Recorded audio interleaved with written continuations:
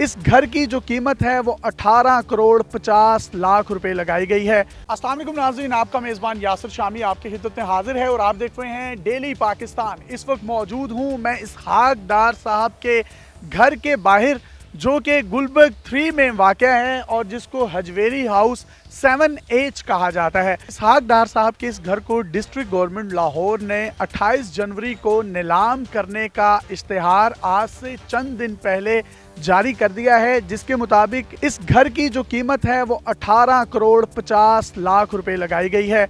Local police, LDA, नैब, MCL और मुतल्लिका district government के महकमों ने मिलकर इसको सील किया है, जबकि AC model town Zeeshan Ranjha साहब ने अपनी टीम के कुछ एहलकारों को यहाँ पर इस घर की निगहदाश्त और टेक केयर के लिए रखा हुआ है। कीमत आपको दोबारा बताता चलूं, 18 करोड़ 50 लाख रुपए लगाई गई है। जो जितनी ज्यादा कीमत लगाएगा उसके हिस्से में ये घर आ जाएगा। इस घर में 12 कमरे हैं और तमाम के तमाम कमरों को नैब के हुक्म के मुताबिक सील किया गया है, जबकि 3 से 4 वॉशरूम्स और 2 से 3 किचन भी इसमें मौजूद हैं। 1 से 2 ड्राइंग रूम और एक बड़ा लॉन भी इस घर में मौजूद है, जबकि इस घर के बिल्कुल सामने एक पार्क भी है। गुलबर्ग 3 के प्रॉपर्टी डीलर से जब हमने बात की तो उनका कहना था कि यहाँ पर जो लैंड प्राइस है, लैंड कॉस्ट है, वो तकरीबन 4 करोड़ पर किनाल है, जबकि इस घर का जो रकबा है वो 4 किनाल 17 मरले है। इस जगह की जो DC वैल्यू है वो 3 करोड़ पर किनाल है। DC वैल्यू कोई भी डिप्टी कमिश्नर जो होता है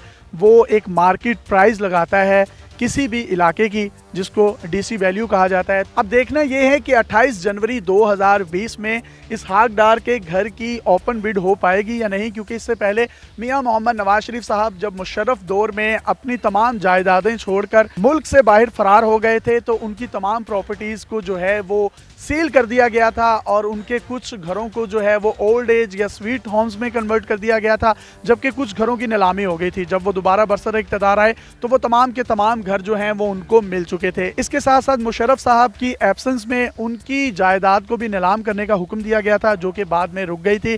अब जो भी शहरी इसकी ओपन बिड लगाएगा और 18 करोड़ 50 लाख से जायद या इस कीमत में इसको खरीदेगा तो इस बात का भी कभी इम्कान है कि इसहाक डार साहब वापस आएँ और जब वो हुकूमत में आए तो हो सकता है कि अदालत में इस तमाम के तमाम मामले को चैलेंज किया जा सके और चैलेंज करने के बाद पता नहीं उसके पास वो रकम भी रहती है उस शहरी के पास या नहीं। तो इस तमाम तर मामलात का फैसला भी आप लोगों ने करना है कि आपको ये घर खरीदना चाहिए या नहीं खरीदना चाहिए। इसके अलावा इसहाक डार साहब पर ये भी केसेस चल रहे हैं कि उन्होंने आमदन से ज़्यादा असासाजात बनाए और उनको डिक्लेयर नहीं किया। वो तमाम लोग जो इस नीलामी में हिस्सा लेना चाहते हैं वो एक ID कार्ड की कॉपी, एक स्पेसिफिक सिक्योरिटी अमाउंट अपने साथ लेकर DC ऑफिस में एक फॉर्म फिल करेंगे और उसके बाद वो इस नीलामी का बाकायदा तौर पर हिस्सा बन सकते हैं। जो जितनी ज़्यादा बोली लगाएगा उसको ये घर मिल जाएगा और ऐन मुमकिन है कि इसहाक डार साहब अपने किसी फ्रंट मैन को ही उस बोली में भेज दें, अपने ही इस घर को दोबारा खरीद लें, क्योंकि आप जिस घर में रहते हैं, आपके बच्चे जिस घर में बड़े होते हैं, आपकी उस घर के साथ एफिलिएशन भी होती है। अब ये ऊँट किस करवट बैठेगा